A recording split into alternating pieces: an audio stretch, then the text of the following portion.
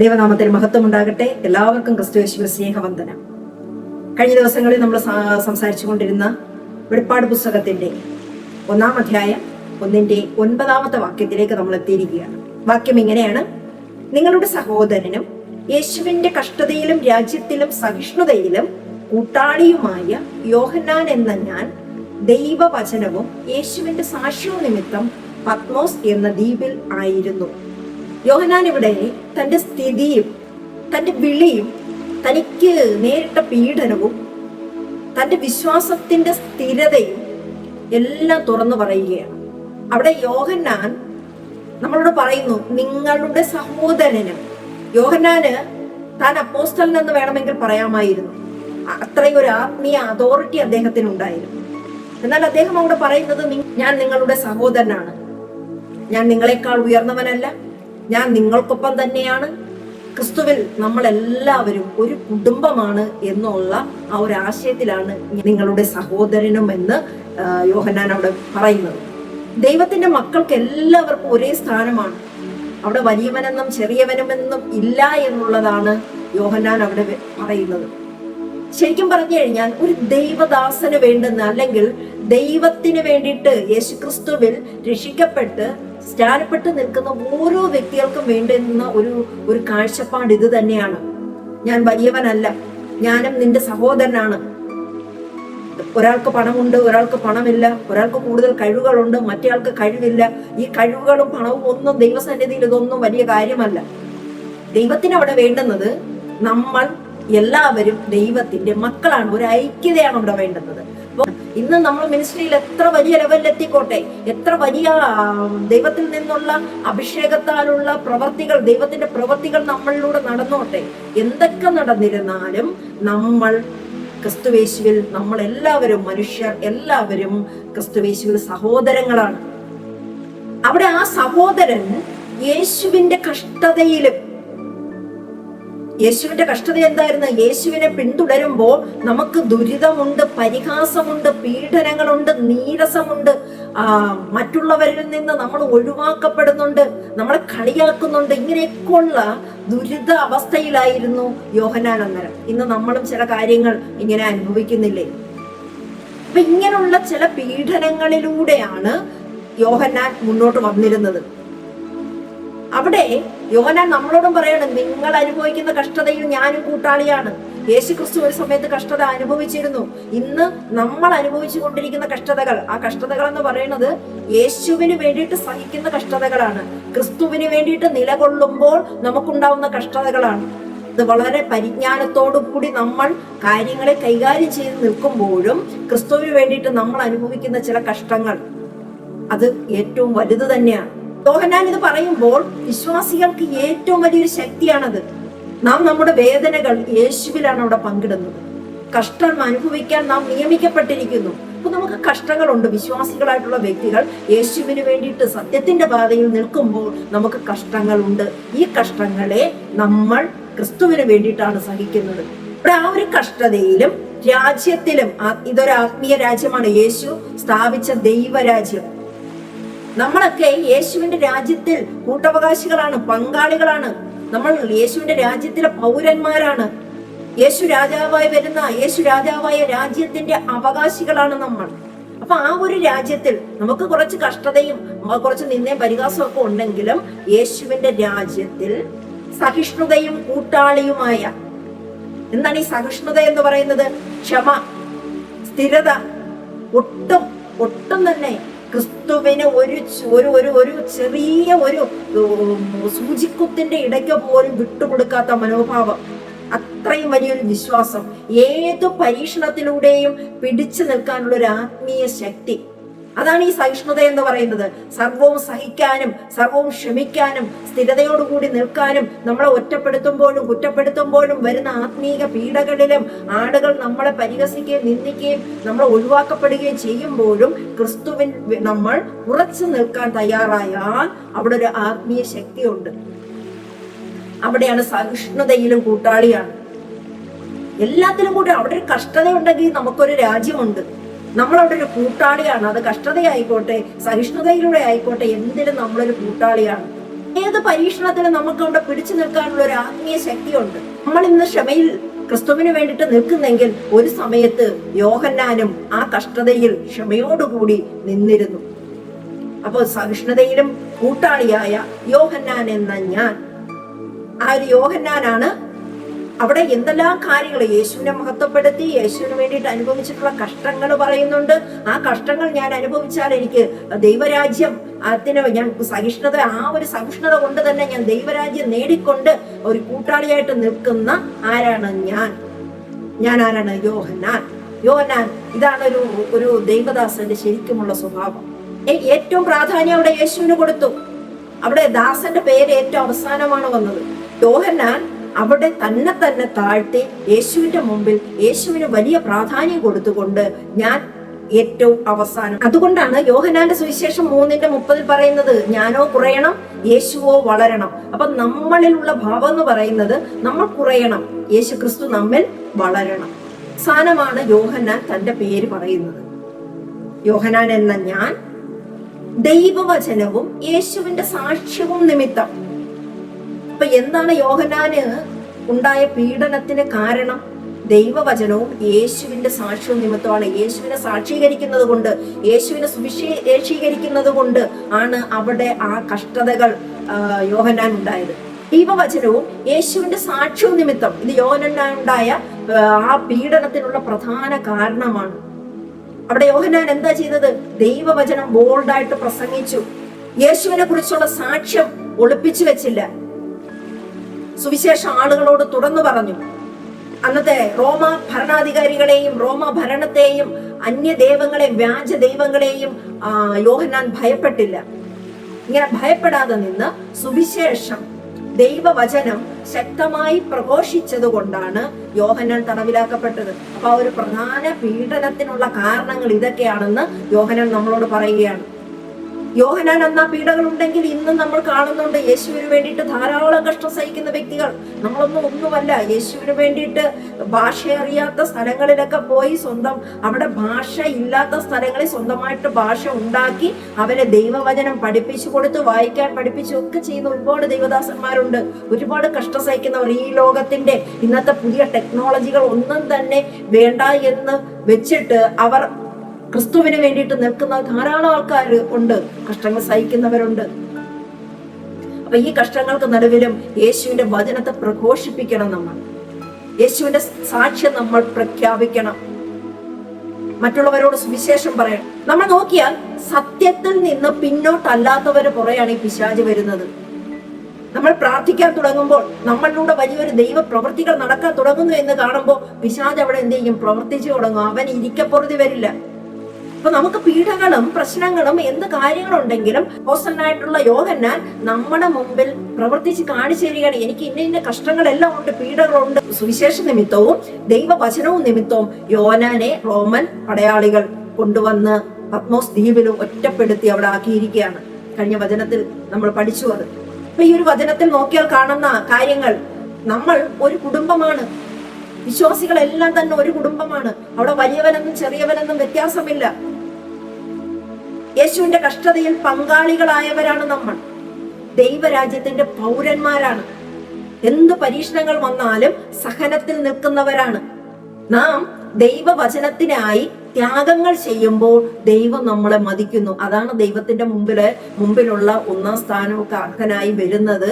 ഇവിടുത്തെ ഈ ലോകത്തിലുള്ള പണമോ മേന്മയോ വിദ്യാഭ്യാസമോ മറ്റു കാര്യങ്ങളോ ഒന്നും തന്നെ കണ്ടിട്ടല്ല വ്യക്തികളെ ദൈവം അവിടെ ഏറ്റവും ഉന്നതനായിട്ട് ദൈവം കാണുന്നത്.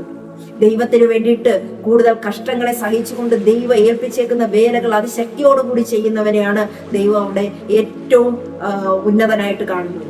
നമ്മളെ ഒറ്റപ്പെടുത്തുന്ന സ്ഥലങ്ങളില് ദൈവം നമ്മുടെ കൂടെ ഉണ്ടെന്ന് ഓർമ്മിപ്പിക്കുന്ന വചനങ്ങളാണ് ഇതൊക്കെ. നാം ഒരിക്കലും ഒറ്റപ്പെട്ടു പോകുന്നില്ല. നീ കഷ്ടതയിലാണെങ്കിൽ അതിന്റെ നടുവിൽ ഞാനുണ്ട്. പത്മോസ് എന്ന് പറയുന്ന ദ്വീപിൽ യോഹന്നാൻ ഒറ്റയ്ക്കായിരുന്നപ്പോൾ അവിടെ വന്ന കർത്താവ്, ദർശനം കൊടുത്ത കർത്താവ്, പ്രവചനം കൊടുത്ത കർത്താവ് ഇന്ന് നിങ്ങളുടെയും എന്റെയും കൂടെ നമ്മുടെ കഷ്ടതയിലും നമ്മുടെ ചുറ്റുമുണ്ട്. വെളിപ്പാട് പുസ്തകം 1:10 കർത്തൃദിവസത്തിൽ ഞാൻ ആത്മവിവശനായി. കർത്തൃദിവസം എന്ന് പറയുന്ന ഏത് ദിവസമാണ്? അതായത് ഞായർ, ഉയർപ്പിന്റെ ദിവസം, യേശുക്രിസ്തു ഉയർത്തെഴുന്നേറ്റ ദിവസം. ആദ്യകാല സഭകളൊക്കെ ആരാധിച്ചിരുന്നത് ഞായറാഴ്ച ദിവസമായിരുന്നു. ചരിത്രം നമ്മളെ അങ്ങനെയാണ് പഠിപ്പിക്കുന്നത്. ശിഷ്യന്മാർ അപ്പം നുറുക്കിയിരുന്ന ദിവസം ഞായറാഴ്ച. യോഹന്നാൻ പത്മോസ് ദ്വീപിൽ തടവിലായിരിക്കുമ്പോഴും ഈ ഞായറാഴ്ച ദിവസം ആരാധനയിൽ നിന്ന് മാറി നിൽക്കാതെ കണ്ട് ആ ആരാധനയിലേക്ക് ഒറ്റയ്ക്കാണെങ്കിലും കൂടെ മറ്റാരുമില്ലെങ്കിലും അവിടെ യോഹന്നാൻ ആരാധനയിലിരുന്നു, യേശുവിലിരുന്നു, ദൈവത്തിലിരുന്നത് കൊണ്ടാണ് അവിടെ ദൈവത്തിന് വൻ കാര്യങ്ങൾ ചെയ്യുവാൻ പറ്റിയത്. 2-3 പേർ എവിടെ കൂടിയിരുന്നാലും അവരുടെ മധ്യത്തിൽ ഞാൻ ഉണ്ടെന്ന് യേശുക്രിസ്തു നമുക്ക് വാക്ക് തന്നിരിക്കുകയാണ്. ഈ 2-3 പേരെന്ന് പറയുന്നത് 3 വ്യക്തികൾ തന്നെ ആകണമെന്നില്ല. നാം നമ്മുടെ ദേഹി ആത്മാവ് ഐക്യമത്യപ്പെട്ടാൽ മതി, അവിടെ വരും കർത്താവ്. അതൊരു കൂട്ടായ്മയാണ്. യോഹന്നാൻ അവിടെ പത്മോസ് ദ്വീപില് ഞായറാഴ്ച ദിവസം ഒറ്റയ്ക്കിരുന്ന് ആരാധിച്ചപ്പോ യോഹന്നാന്റെ ആരാധന വൃഥാവായില്ല. ദൈവം അവിടെ യോഹന്നാനെ കാണാൻ വേണ്ടിയിട്ട് ഇറങ്ങി വന്നു. അതാണ് കർത്തൃദിവസത്തിൽ എന്ന് പറയുന്ന ആ ഒരു വാക്ക്. ആ കർത്തൃദിവസത്തിൽ 1:10 ആത്മവിവശനായി, കർത്തൃദിവസം എന്ന് പറയുന്നത് ഞായറാഴ്ചയാണെന്ന് നമ്മൾ മനസ്സിലാക്കി. ആ ദിവസം ആത്മവിവശനായി എന്ന് പറയുമ്പോൾ നമ്മൾ മലയാളത്തിൽ അത് കേൾക്കുമ്പോൾ വല്ലാണ്ട് വിവശനായി പോയി, ബോധക്കേട് വന്നതുപോലെ ആയിപ്പോയി, വല്ലാത്തൊരു ബോധം തെറ്റിപ്പോയി എന്നൊക്കെ നമുക്ക് തോന്നാം. പക്ഷേ ഗ്രീക്കിലുള്ള അതിനുള്ള അർത്ഥം അത് അങ്ങനെയല്ല വരുന്നത്. പൂർണ്ണമായും യോഹന്നാൻ പരിശുദ്ധാത്മാവിന്റെ നിയന്ത്രണത്തിനായി. അതാണ് ഞാൻ മുമ്പേ സൂചിപ്പിച്ചത്. നമ്മൾ നമ്മുടെ ദേഹി ആത്മാവിൽ പൂർണ്ണമായിട്ട് ദൈവത്തിലേക്ക് നമ്മൾ അർപ്പിച്ചു കൊടുക്കുമ്പോൾ പരിശുദ്ധാത്മാവ് നമ്മുടെ മേലുള്ള നിയന്ത്രണം ഏറ്റെടുക്കും. അത് പക്ഷെ നമ്മളുടെ മൂന്നിലുള്ള നമ്മുടെ വ്യക്തിത്വം, ദേഹവും ദേഹിയും ആത്മാവും അവിടെ ഐക്യമെത്തിപ്പെട്ട് ദൈവത്തിൽ ഏൽപ്പിച്ചു കൊടുക്കണം. അപ്പൊ പരിശുദ്ധാത്മാവ് നമ്മളെ ഏറ്റെടുക്കും. ഈ ഒരു വാക്യത്തിലൂടെ നമ്മൾ വിവശൻ എന്ന് പറയുന്നത് ദൈവാത്മാവ് യോഹന്നാന്റെ കംപ്ലീറ്റ് നിയന്ത്രണവും ഏറ്റെടുത്തു. യോഹന്നാൻ ആത്മാവിൽ മുഴുകി. അങ്ങനെ ആത്മാവിൽ മുഴുകിയപ്പോൾ പരിശുദ്ധാത്മാവ് അവനെ സ്വർഗത്തിന്റെ കവാടത്തേക്ക് കൂട്ടിക്കൊണ്ടുപോയി.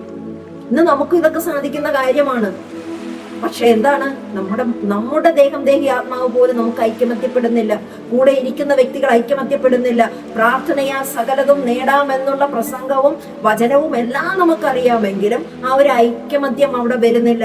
ഐക്യമത്യപ്പെട്ട് നമ്മൾ കർത്താവിലേക്ക് നമ്മൾ ഏൽപ്പിച്ചു കൊടുത്തു കഴിഞ്ഞാൽ അന്ന് യോഹന്നാൻ കണ്ട കണക്കുള്ള ചില ദർശനങ്ങൾ, ചില വെളിപ്പാടുകൾ നമുക്ക് കണ്ടെടുക്കാൻ സാധിക്കും. നമ്മളെ ദൈവാത്മാവ് സ്വർഗത്തിന്റെ വാതിലിലേക്ക് കൂട്ടിക്കൊണ്ടുപോകും. അവിടെ നമുക്ക് നമ്മുടെ യേശുവിനെ കാണാൻ, നമ്മുടെ ദൈവത്തെ കാണാൻ സാധിക്കും. അവിടെ യോഹന്നാൻ കണ്ടത് സ്വന്തം കണ്ണുകൾ, ഈ നഗ്നനേത്രങ്ങൾ കൊണ്ടുള്ള കാഴ്ചയല്ല അവിടെ കണ്ടത്. അവിടെ മാനുഷികമായിട്ടുണ്ടാകുന്ന ഭയം, മറ്റുള്ളവർ എന്ത് ചിന്തിക്കുമോ, മറ്റുള്ളവർക്ക് എന്താ തോന്നുക, അയ്യോ എനിക്ക് അന്യഭാഷ വന്നു കഴിഞ്ഞാൽ പറഞ്ഞാൽ അവിടെ എന്താ സംഭവിക്കുക, അയ്യോ മറ്റുള്ളവരൊക്കെ അത് മോശമായി കാണല്ലേ, അവരെന്ത് ചിന്തിക്കും, ഇവരെന്ത് ചിന്തിക്കും എന്നുള്ള ഭയമോ മറ്റു കാര്യങ്ങളോ, ഒറ്റയ്ക്കായിപ്പോ എന്നുള്ള ആ ഒരു വിഷമമോ ഒന്നുമില്ലാതെ കണ്ട് പരിശുദ്ധാത്മാവ് അവിടെ നിയന്ത്രണത്തിലാക്കുകയും അവന്റെ ആത്മാവിന് ദൈവത്തിന്റെ വൻ കാര്യങ്ങളെ കാണിച്ചു കൊടുക്കുകയും ചെയ്യും. യോഹന്നാന്റെ കണ്ണ് ഇവിടെ ഭൂമിയിലാണെങ്കിൽ ആത്മാവ് സ്വർഗത്തിലാണ്, ഹൃദയം യേശുവിന്റെ സന്നിധിയിലും. നമ്മളും ഇന്ന് ഇങ്ങനെ ആയിരിക്കണം. യേശുവിന്റെ സന്നിധിയിലേക്ക് നമ്മൾ വരുന്ന സമയത്ത് നമ്മുടെ കണ്ണിവിടെ ആയിക്കോട്ടെ, നമ്മുടെ ശരീരം ഇവിടെ ആയിക്കോട്ടെ, പക്ഷെ നമ്മുടെ ആത്മാവ് ഒരുക്കപ്പെട്ട് അവിടെ ദൈവത്തിന്റെ മുമ്പിലേക്ക് ചെല്ലണം. പക്ഷെ ഇത് മൂന്നും കൂടി ഒന്ന് ഒരുക്കപ്പെട്ട് കഴിഞ്ഞാൽ വൻ കാര്യങ്ങൾ നമ്മുടെ ജീവിതത്തിൽ നമുക്ക് സംഭവിക്കും. ഞായറാഴ്ച ദിവസം യോഹന്നാനെ സന്ദർശിച്ച യേശു തീർച്ചയായിട്ടും ഉയർപ്പിന്റെ ആ ഒരു ദിനം, ഉയർത്താനുള്ള കാര്യങ്ങളെ കുറിച്ചുള്ള വൻ കാര്യങ്ങളെ പ്രസ്താവിക്കാൻ വേണ്ടിയിട്ട് ഉയർപ്പിന്റെ ആ ദിനം തന്നെ യേശു അവന് പ്രത്യക്ഷനായി, അല്ലെങ്കിൽ അവന് ദർശനം കൊടുത്തു. ഇനി നമുക്ക് നോക്കാം ഈ ഒരു ആത്മവിവശമായിട്ടുള്ള ഒരു അവസ്ഥ വന്നു കഴിഞ്ഞാൽ എങ്ങനെയായിരിക്കുമെന്ന്. അവിടെ ഭൗതിക ലോകം അലിഞ്ഞു മാറും. ദുഃഖം, ഒറ്റപ്പെടല്, വേദന, നിന്ന, പരിഹാസം ഇതൊന്നും തന്നെ മുന്നോട്ട് വരുന്നില്ല. ഭൗതിക ലോകം നമ്മളിൽ നിന്ന് അലിഞ്ഞു മാറുന്നുണ്ട്. രണ്ടാമത് സംഭവിക്കുന്നത് ദൈവിക ലോകം അവിടെ തുറന്നു വരുന്നു. അവിടെ യേശുവിന്റെ ശബ്ദം, സ്വർഗീയ നാദം, ദൈവത്തിന്റെ സിംഹാസനം, ദൈവത്തിന്റെ സാന്നിധ്യം തുടങ്ങി വലിയ വലിയ കാര്യങ്ങൾ അവിടെ തിരിച്ചറിയാൻ തുടങ്ങുന്നു. നമ്മുടെ ആത്മാവ്, മനുഷ്യന്റെ ആത്മാവ് അവിടെ പരിശുദ്ധാത്മാവിന്റെ കൈകളിലേക്കാകുന്നു. ദൈവം കാണിക്കേണ്ടുന്നതും ദൈവം പറയേണ്ടുന്നതും എഴുതേണ്ടുന്നതും നമ്മൾ മുന്നോട്ടുള്ള നമ്മുടെ ജീവിതയാത്ര എങ്ങനെയായിരിക്കണമെന്നും നമ്മളെ വഴി നടത്താൻ വേണ്ടിയിട്ട് പരിശുദ്ധാത്മാവ് നമ്മുടെ നിയന്ത്രണം ഏറ്റെടുക്കുന്നു. അപ്പോൾ ഒരു ആത്മവിവശത നമ്മുടെ ജീവിതത്തിലും വേണം. നമ്മൾ ഓരോ ദിവസവും ഓരോ നിമിഷവും നമ്മൾ കർത്താവിൽ ആത്മവിവശരായി കൊണ്ട് ജീവിക്കുക. അതൊരു വല്ലാത്ത സുഖമാണ്. ഈ കഴിഞ്ഞ ദിവസങ്ങളിലൊക്കെ ഞാൻ അനുഭവിച്ചു കൊണ്ടിരിക്കുന്ന വളരെ വളരെ വളരെ പറഞ്ഞറിയിക്കാൻ പറ്റാത്ത ഒരു കാര്യം തന്നെയാണ്. അത് മറ്റുള്ളവരിലേക്ക് അത് പറഞ്ഞെങ്ങനെയാണ് അത് ഫലിപ്പിക്കേണ്ടതെന്ന് അറിയില്ല. അത്രത്തോളം നല്ലൊരു ആത്മവിവശത, ദൈവവുമായിട്ടുള്ളൊരു ബന്ധം അത്രയും തീക്ഷ്ണമായിട്ട് വരും. അമേ, ദൈവനാമം മഹത്വപ്പെടട്ടെ. 1:11 നീ കാണുന്നത് ഒരു പുസ്തകത്തിൽ എഴുതി Ephesus, Smyrna, Pergamos, Thyatira, Sardis, Philadelphia, ലവോദിക്യ എന്നീ 7 സഭകൾക്ക് അയക്കുക എന്നിങ്ങനെ കാഹളത്തിനൊത്തൊരു മഹാനാഥം എന്റെ പിറകിൽ കേട്ടു. കാഹളത്തിനൊത്തൊരു മഹാനാഥം പുറകിൽ കേട്ടു. ആ ഒരു കാഹളം അവിടെ ബൈബിളിൽ എല്ലായ്പ്പോഴും ദൈവത്തിന്റെ ഒരു വിളി, അല്ലെങ്കിൽ അത്യുന്നതനായിട്ടുള്ള ദൈവത്തിന്റെ ഒരു മഹാഘോഷം, ഒരു ജാഗ്രതയുടെ ശബ്ദം, ഇടിമുഴക്കം പോലുള്ള ആ ഒരു ശബ്ദം, രാജാവിന്റെ എഴുന്നള്ളിപ്പിന്റെ അല്ലെ രാജാവിന്റെ വരവിന്റെ ഒരു പ്രഖ്യാപനം പോലെ സഭയെ ഉണർത്തുന്ന ഒരു ദൈവത്തിന്റെ ശബ്ദം, ആ ഒരു കാഹളം. ആ കാഹളം വിളി കേൾക്കാൻ വേണ്ടിയിട്ടല്ലേ നമ്മൾ ഇന്ന് ഒരുപാട് തീഷ്ണതയോടുകൂടി ദൈവസന്നിധിയിലായിരിക്കുന്നത്. കാഹളം വിളി കേൾക്കുമ്പോൾ നമ്മളൊക്കെ ഇവിടെ നിന്ന് ഉയർത്തെഴുന്നേൽക്കും. അപ്പൊ ആ ഒരു അങ്ങനെ ഒരു കാഹളം വിളി യോഹന്നാൻ അവിടെ കേട്ടു.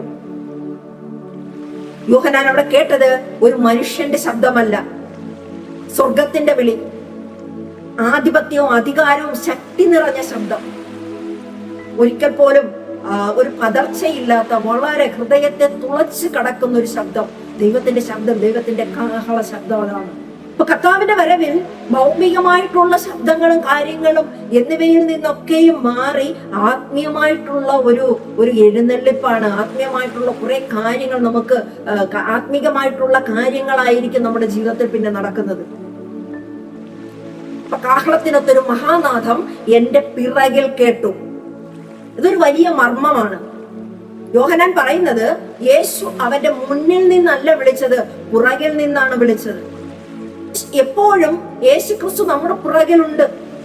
പക്ഷെ ആ ശബ്ദം എവിടെ, പുറകിൽ നിന്നാണോ, വശങ്ങളിൽ നിന്നാണോ, മുമ്പിൽ നിന്നാണോ എന്നുള്ള ശബ്ദം നമ്മൾ തിരിച്ചറിയുന്നില്ല. നമ്മൾ പ്രാർത്ഥിക്കാനിരിക്കുമ്പോൾ ദൈവം ഇങ്ങോട്ട് പറയുന്നതും കേൾക്കണം. നമ്മൾ ആരാധിക്കുകയും പ്രാർത്ഥിക്കുകയും ഒക്കെ ചെയ്യുന്ന സമയത്ത് കുറച്ച് സമയം മൗനമായി ഇരുന്ന് ദൈവം ഇങ്ങോട്ട് പറയുന്നതും കേൾക്കണം. നമ്മളൊക്കെ എന്താ ചെയ്യുന്നത്? കുറെ നമുക്ക് പറയാനുള്ളതെല്ലാം കുറെ അടുക്കി ഒരു ബണ്ടില് കണക്കിന് ദൈവത്തിന്റെ മുമ്പിലോട്ട് ഇട്ട് കൊടുക്കുക, നമ്മുടെ കാര്യം നോക്കി പോവുക. പക്ഷെ അങ്ങനെയല്ല, നമ്മൾ ദൈവത്തിൽ നിന്ന് കേൾക്കണം. അപ്പൊ അത് നമ്മുടെ എവിടെ നിന്ന് വേണമെങ്കിലും യേശുവിന്റെ വിളി നമ്മൾക്ക് കേൾക്കണം. യേശുവിന്റെ ശബ്ദം വരുമ്പോൾ നമ്മുടെ ആത്മാവ് അവിടെ തിരിഞ്ഞു നോക്കണം. ആ ഒരു യേശുവിന്റെ ശബ്ദം കേൾക്കുന്ന സമയത്ത് നമ്മുടെ ആത്മാവ് അത് തിരിച്ചറിഞ്ഞെങ്കിൽ മാത്രമേ നമ്മൾ ഇവിടെ എടുക്കപ്പെടുകയുള്ളൂ. അപ്പൊ ആത്മാവിന്റെ വിളി നമ്മൾ തിരിച്ചറിയണം. ദൈവത്തിന്റെ ആ ഒരു വിളി, ദൈവത്തിന്റെ ശബ്ദം നമ്മൾക്ക് അത് അകമനുഷ്യൻ തിരിച്ചറിയണം. യോഹന്നാൻ അവിടെ പത്മോസ് ദ്വീപിൽ ഒറ്റപ്പെട്ട അവസ്ഥയിലായിരുന്നെങ്കിലും അവിടെ എന്താണ്, തൊട്ടുപിറകിൽ അല്ലെങ്കിൽ കൂടെ യേശു കൂടെ ഉണ്ടായിരുന്നു. ദൈവമക്കളെ, ഒരു കാര്യം ഞാൻ പറയട്ടെ, നമ്മളുടെ ഏത് കഷ്ടപ്പാടിലും യേശു നമ്മുടെ പുറകെ ഉണ്ട്. നമുക്കൊപ്പം കരഞ്ഞുകൊണ്ട്, നമുക്കൊപ്പം സന്തോഷിച്ചുകൊണ്ട് നമ്മുടെ യേശു ക്രിസ്തു നമ്മുടെ കൂടെ ഉണ്ട്. പറയുന്ന ഒരു കാര്യം, ആ കേട്ട ശബ്ദം ഇതാണ്, നീ കണ്ടത്, നീ കാണുന്നത് ഒരു പുസ്തകത്തിൽ എഴുതുക. ഇതാണ് വെളിപ്പാട് പുസ്തകത്തിന്റെ അടിസ്ഥാനപരമായിട്ടുള്ള ഒരു നിർദ്ദേശം. യോഹന്നാൻ കണ്ടത് എഴുതണം, കേട്ടത് എഴുതണം, യേശു കാണിച്ചു കൊടുത്തതെല്ലാം എഴുതണം. യേശു അപ്പോൾ കൊടുത്തൊരു ദർശനം അത് യോഹന്നാന് മാത്രമായിട്ട് കൊടുത്തതല്ല, ദൈവത്തിന്റെ വെളിപ്പാട് ഒരു വികാരമായിട്ട് കൊടുത്ത ഒരു ദർശനമല്ല. അത് വരും തലമുറകൾക്ക് വേണ്ടിയിട്ട് കൊടുക്കേണ്ടുന്ന സ്വർഗത്തിന്റെ ഒരു സന്ദേശമാണ്. അപ്പൊ അതിനു വേണ്ടിയിട്ടാണ് ഇത് എഴുതി വെക്കുവാൻ വേണ്ടിയിട്ട് പറഞ്ഞിരിക്കുന്നത്. 7 സഭകൾക്ക് നീ അയക്കുക. 7 സഭകൾ: Ephesus, Smyrna, Pergamos, Thyatira, Sardis, Philadelphia, Laodicea. ഇങ്ങനെ ഈ 7 സഭകൾക്കും എഴുതാനാണ് കർത്താവ് പറയുന്നത്. ചിന്തിക്കേണ്ടുന്ന ഒരു കാര്യം, ഈ അന്നത്തെ 7 സഭകൾക്ക് മാത്രമാണോ എഴുതിയിരിക്കുന്നത്? അപ്പോൾ ആ 7 സഭകൾക്ക് വേണ്ടിയിട്ട് മാത്രമല്ല എഴുതിയിരിക്കുന്നത്, എല്ലാ കാലങ്ങളിലുമുള്ള സഭകൾക്ക്, പ്രത്യേകിച്ചും ഇന്നത്തെ സഭകൾ. കാരണം നമ്മൾ അറ്റ് പ്രസന്റ് ഇപ്പോൾ ഉള്ളവരാണ്. നമുക്ക് കൂടി വേണ്ടിയിട്ട് ഇനി വരുന്ന തലമുറകൾ, യേശുക്രിസ്തുവിന്റെ വരവോളവും ആൾക്കാർ ഇതിനെ പാലിക്കാൻ വേണ്ടിയിട്ടാണ്, അല്ലെങ്കിൽ മാനസാന്തരപ്പെടാൻ വേണ്ടിയിട്ടാണ്, വീണ്ടും പുതുക്കം പ്രാപിക്കാൻ വേണ്ടിയിട്ടാണ് ഇത് എഴുതിയിരിക്കുന്നത്. ഒരു വ്യക്തി എന്നുള്ള നിലയിൽ ഞാനും, ഓരോ വ്യക്തികൾ എന്നുള്ള രീതിയിൽ നിങ്ങൾക്കും വേണ്ടിയിട്ടാണ് ഈ ഒരു സന്ദേശം എഴുതിയിട്ടുള്ളത്. ഈ സഭകൾ എന്ന് പറയുന്നത് നമ്മൾ ഓരോരുത്തരുമാണ്. നമ്മൾ ഈ ഒരു വചനത്തിലൂടെ, യോഹന്നാൻ അവിടെ ഒറ്റപ്പെട്ടിരുന്നു, പക്ഷെ കർത്താവിന്റെ ശബ്ദം അവനെ അന്വേഷിച്ചു വന്നു. ശബ്ദം കാഹളം പോലെ തോന്നി, ദൈവത്തിന്റെ അധികാരം അവിടെ വെളിപ്പെട്ടു. പിന്നിൽ നിന്നാണ് ആ ശബ്ദം വന്നത്. യേശു നമ്മോടൊപ്പം എപ്പോഴും ഉണ്ട് എന്നാണ് അതിൽ നിന്ന് മനസ്സിലാക്കുന്നത്. അവിടെ കണ്ടത് എഴുതണമെന്ന് പറയുന്നു. ദൈവത്തിന്റെ വചനം തലമുറകൾക്കായി കൊടുക്കണമെന്നാണ് അതിന് ആ കാര്യത്തിൽ മനസ്സിലാക്കേണ്ടുന്നത്. 7 സഭകൾ എന്ന് പറഞ്ഞു കഴിഞ്ഞാൽ ഈ സന്ദേശം സർവ്വസഭയ്ക്കും, സർവ്വ വ്യക്തികൾക്കും, ഓരോ വ്യക്തികൾക്കുമാണ് ഈ ഒരു സന്ദേശമുള്ളത്. അപ്പൊ ഈ സന്ദേശങ്ങൾ നമ്മൾ വളരെ നല്ല രീതിയിൽ ഗ്രഹിച്ച് മനസ്സിലാക്കി ജീവിതത്തിൽ എന്തെങ്കിലുമൊക്കെ മാറ്റങ്ങൾ വരേണ്ടുന്ന കാര്യങ്ങളുണ്ടെങ്കിൽ ഒരുക്കപ്പെട്ട് നമ്മൾ മാറി വരിക. കർത്താവിന്റെ വരവിൽ എടുക്കപ്പെടേണ്ടുന്നവരാണ് നമ്മൾ. എടുക്കപ്പെടാൻ വേണ്ടിയിട്ടുള്ള നമ്മളിലുള്ള ഒരുക്കങ്ങൾ അത് ധാരാളമാണ്. പ്രത്യേകിച്ച് സ്ത്രീകളെ സംബന്ധിച്ച് പുരുഷന്മാർ നമ്മൾ ഏറ്റവും കൂടുതൽ പറയുന്നതാണ് സ്ത്രീകൾക്കാണ് ഒരുക്കം കൂടുതലെന്ന്. അവിടെ നമ്മൾ ഭൗതികമായിട്ടുള്ള ഒരുക്കമല്ല, ആത്മീകമായിട്ട് നമ്മൾ ഒരുങ്ങണം. നമ്മുടെ സ്വഭാവത്തില്, നമ്മുടെ ചിന്തയില്, നമ്മുടെ പ്രവൃത്തികളില്, മൊത്ത കാര്യങ്ങളിലും ഒരുങ്ങണം. പുറമേ ഉള്ളതല്ല ദൈവം നോക്കുന്നത്. ദൈവം നമ്മുടെ പ്രവൃത്തികൾക്ക് വിലയിടുന്ന ദൈവമാണ്. സ്തോത്രം. എല്ലാവരെയും സർവശക്തൻ അനുഗ്രഹിക്കട്ടെ. ഈ വചനങ്ങൾ നിങ്ങൾക്ക് ഉപകാരപ്രദമായി എന്ന് ഞാൻ വിശ്വസിക്കട്ടെ. കർത്താവിൽ എല്ലാവർക്കും അനുഗ്രഹങ്ങൾ നേർന്നുകൊണ്ട് ഇന്നത്തെ ഈ ഒരു പഠനഭാഗം ഇവിടെ നിർത്തുന്നു. നിങ്ങളെല്ലാവരെയും സർവേശ്വരൻ അനുഗ്രഹിക്കട്ടെ.